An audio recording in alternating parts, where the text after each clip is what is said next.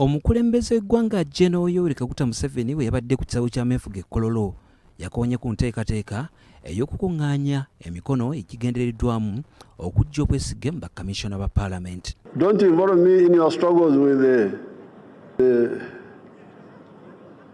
with the commissioners and so on.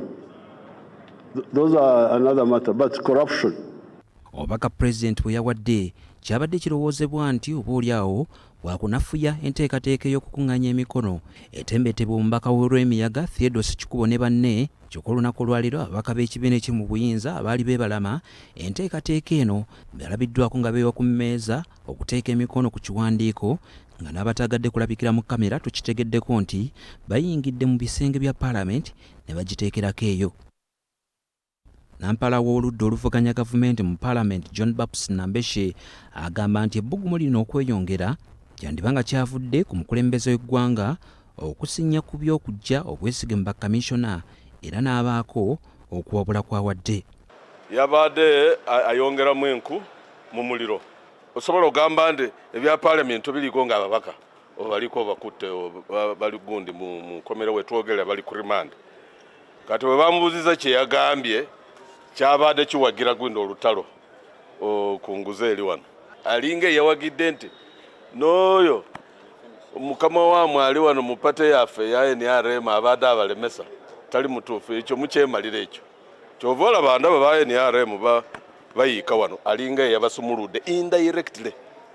Omulundi ogusookedde ddala ne kalaani wa Parliament alabiddwako ng'ali wamu ne Sipiika wa Parliament mu kifo awakuŋŋanyizibwa emikono ne babaako bibeegeyamu n'omubaka Ssekikubo ali emabega w'okukuŋŋaanya emikono.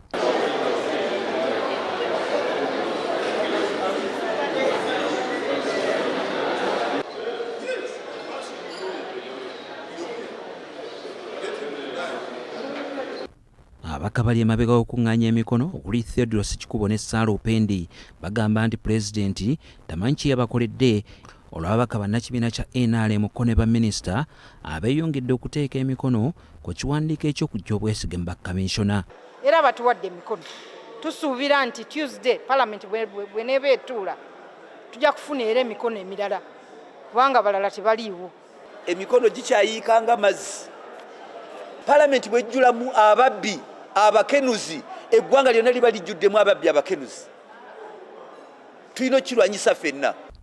Bano bategeezezza nti bugenza okuziba olunaku olwaleero ng'emikono 164 gye gyakakuŋŋaanyizibwa nga kino kiba kitegeeza nti emikono 12 gyokka gye gisigaddeyo okukuŋŋaanyizibwa ku mikono 176 egyetaagibwa okutandika ku nteekateeka ey'okujja obwesige mu bakamisona ba Parliament era bano bagamba nti emikono egisigaddeyo 12 baakugifuna sabbiiti ejja oluvannyuma lw'okukakasibwa ababaka abadde bakyali mu bitundu bye bakiikirira okubategeeza nti babitaddemu engatto okwolekera Kampala okujja okuteeka emikono gyabwe ku kiwandiiko kino. Eno process eggwa ate eggwa bulungi kubanga bangi nnyo bagyesunga.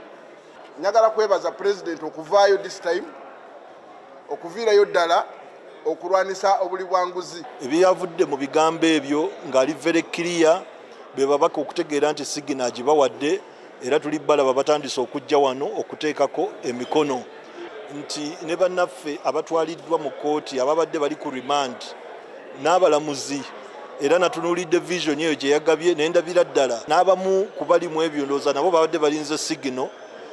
Joseph Seruwoza, BBS Terefayina, Parliament.